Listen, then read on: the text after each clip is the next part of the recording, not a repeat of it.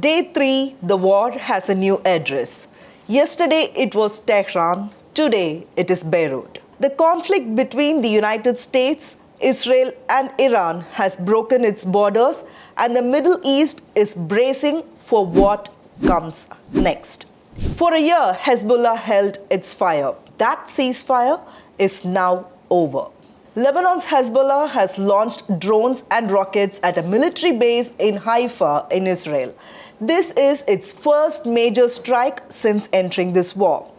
The message from Beirut was explicit. The death of Khamenei will not go unanswered. Israel's response was also overwhelming. Hundreds of Israeli aircraft struck targets simultaneously in Iran and in Lebanon. When the smoke cleared, Lebanon's health ministry reported at least 31 dead, 149 wounded, and many of them were civilians. The war has a new front now, and it is bleeding. For the first time since the war began, American service members have come home in coffins. 3 US troops were killed in Kuwait, killed in the very country their forces were operating from. Trump confirmed the deaths and then said something that should stop us all. He said, "There will likely be more." There is no longer a war being fought at a safe distance. American blood has been spilled and the Congress is preparing to vote on war powers. But only a few in Washington believe it will actually change the situation. Let's come to Iran now. Khamenei is gone, but Iran has not collapsed. A 3-member leadership council is now in charge. President Masoud Pezeshkian, Chief Justice Gholamhossein Mohseni Ejei, and jurist Ayatollah Ali Reza Arafi. US President Donald Trump said Iranian officials wanted to negotiate, and Iran's leadership council response came swiftly and very clearly. Ali Larijani posted 4 words on X: "We shall not negotiate." Trump says the war will go on for 4 more weeks. Iran has a weapon it has not fully used yet: the Strait of Hormuz, the narrow channel through which nearly 1/5 of the world's oil passes every single day.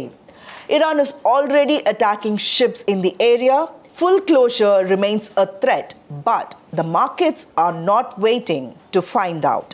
Brent crude touched $82 a barrel in early Monday trading. On Wall Street, S&P 500 futures fell 1%. Dow futures dropped over 500 points. Indian airlines dependent on Gulf airspace are among the worst affected by the regional closures. Flights rerouted, costs rising, passengers stranded. India is not a bystander. Prime Minister Narendra Modi called Israeli Prime Minister Netanyahu directly, urging an immediate ceasefire and the protection of civilian lives. India has significant interests in the Gulf. Nearly 9 million Indians live and work there. Every escalation lands differently in Delhi than it does in Washington. 3 days in, Khamenei is dead, Beirut is burning, Americans are dying. Oil is surging and diplomacy is, for now, a closed door. Iran's Revolutionary Guard says the strikes will continue. Israel says its campaign is far from over. The United States shows no sign of stepping back. Trump says 4 weeks, but wars rarely follow schedules. 3 days in, and the world is already asking the question nobody can answer: how does this end?